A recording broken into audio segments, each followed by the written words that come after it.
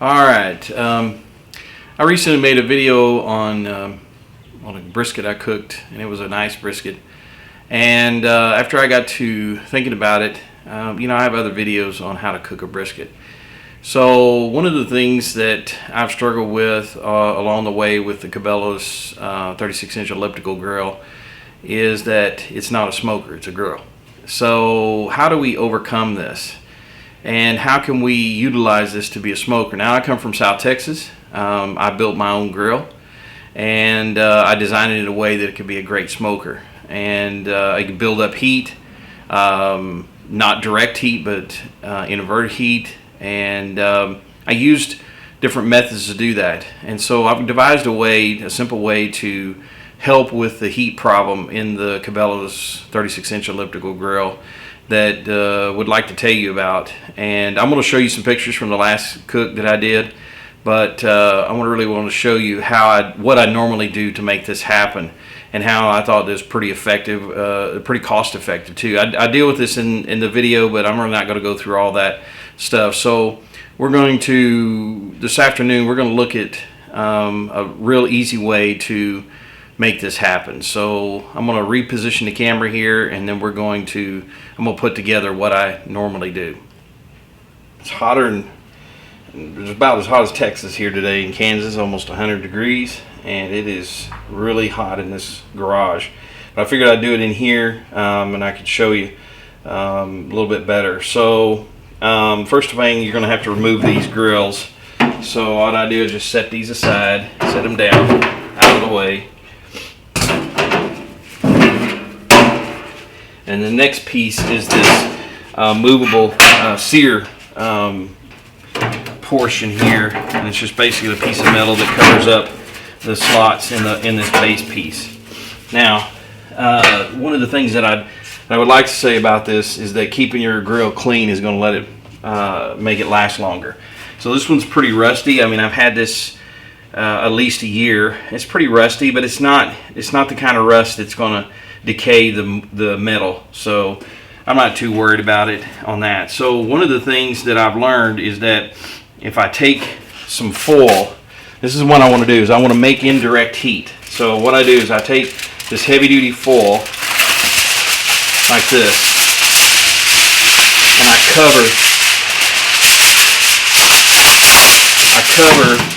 this bottom portion, and I leave a gap. I leave a gap, a kind of a crease to make where the grease runs down into the bucket down at the end. Because one of the things that you don't want to do is you don't want to cover up the sides, because the sides is where you want the heat to come around, the heat and the smoke. And really the thing that you want the most in this is you want the smoke. But the problem is with the smoke, with this grill, is it doesn't produce enough smoke. That's the whole problem. So I've cooked various ways. I cannot get this thing to produce enough smoke. So as long as you can get this covered good enough, it's not usually, what I usually do is just turn it, pick the whole thing up and set it on the ground and cover it up and make this nice little groove here in the back. This time I didn't do that because I can't get the camera, can't show you that on the camera and move it around and all that stuff. So anyway, you get it covered up. The next thing you do is you put this back on under the little thing over here, and you push it all the way forward, which means you cover the gaps up so they don't have any heat. You can put that little thing back in the slot, the little handle, tailpiece here, and put it back in the slot. The next thing you're going to do is you're going to put one of these on, and then what I generally do is I leave that off. And the next thing you're going to need is this little pan. This is a cheap dollar store pan. Notice this one's about a ½ inch thick. I like the ones that are more like 3/4 to an inch thick.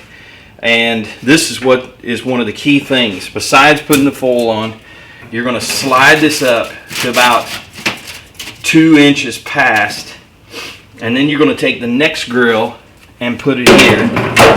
And then I've cut some pieces of wire. I've got 2 pieces of wire. This is the way I do it, 2 little baling wire pieces that I've got out of my roll, and I just simply take it, poke through the aluminum. It's very easy to poke it. And just twist the wire like you would a twist tie, and you can twist it with your hand. You don't really need a pair of pliers. Twist it with your like this. All you're doing this for is to hold it up. And the reason you want to hold it up is because you want to put water in this. Now what I do when I lay my brisket open, no foil or anything, I leave a little gap, like I'll show you in the video, a little gap in the pan where I can pour water into it, and the water generally goes to this direction. Alright, let's try this again. If I can watch down here at the level of the water. Sit there. Yeah, good right there. So we got a nice golden brown. I've already turned it one time also too. So just to let you know, there's the pan. This is what I keep water in. So just tap water is all that is. There may be some other cool stuff that you can do in it, but that's basically where we are. You can kind of make a trough in here or whatever you want. It's very easy to move, to bend. Matter of fact, this one's a little too easy to bend, really. This one came from Dollar Tree, but if you go to Family Dollar or whatever, they have a little bit thicker ones. You can get 2 of them for $1. I mean, it's really cheap. Then you take the last grill and you put it in place. Now, this is very simple. I think this one needs to be turned. Yeah. This is very simple and effective for making your pellet grill into somewhat of a smoker. This is not a smoker, it is a grill.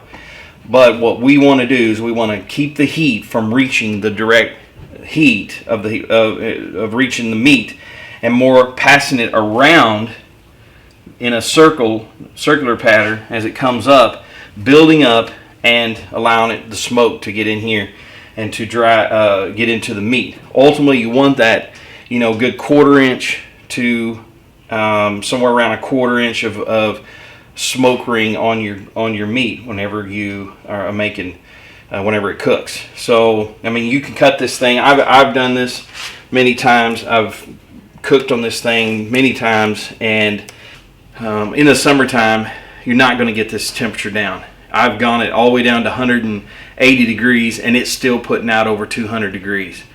So if you want a true smoker, you're going to have to buy a smoker. They make pellet smokers. I've never used one. I'd like to get one. I'm thinking about, really tell you the truth, I'm thinking about selling this one and getting me a pellet smoker, because that's what I really wanted in the first place. But nevertheless, I mean, that's no problem. I mean, that's some things we live and learn about. Putting this pan in, putting water in the pan will cause the more of the smoke, slow indirect heat, turn it down as far as it'll go and let it smoke for as long as you want to let it smoke for, and then cover it up, and then you can turn it up to about 350 or 300 and get the internal temperature of that meat around 203 to 209, 210, somewhere around there, and that will get it cooked. Now that temperature, the 203 to 209, in those temperature ranges, that is not, I didn't make that up. That actually comes off of the Traeger site.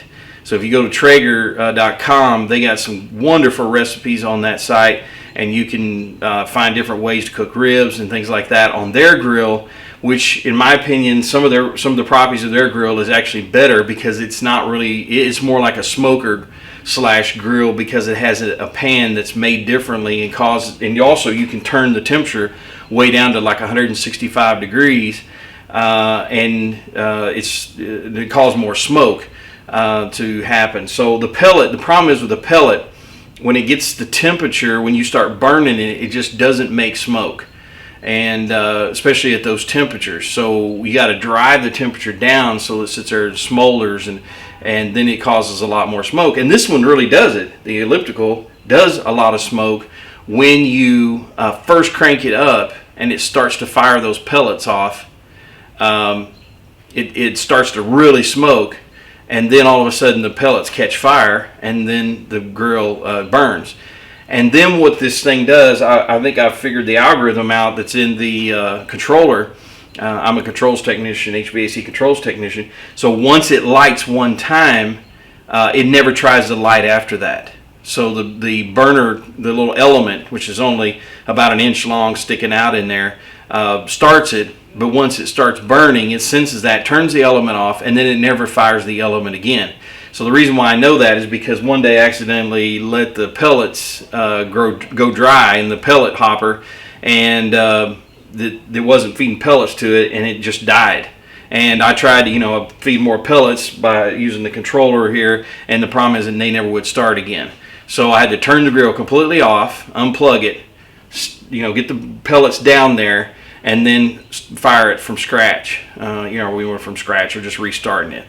So anyway, just to let you know about those things, I think this is a very effective way. And one last thing is that I keep this full of water the whole time. So at least, about every hour you got to come out and dump a glass of water into it. And it'll sit there, and I think it causes the meat to be moister, but nevertheless it just sits there and boils off after a while, and it'll start filling up with grease, and it keeps your grill a little bit cleaner too if you like cleaner grills. So which probably doesn't happen. You can see mine is not very clean, but nevertheless it'll keep that water in there it'll boil off, keep it a little bit going, and I think you'll be happy with that. Why don't you try that at the house, and then comment down below and tell me what you discovered, or maybe some of your techniques, and we'll see some of the ideas that are out there. Hey, thanks for watching the video today. If you have any comments, just leave them below and click like and subscribe. Have a great day, and we'll see you next time.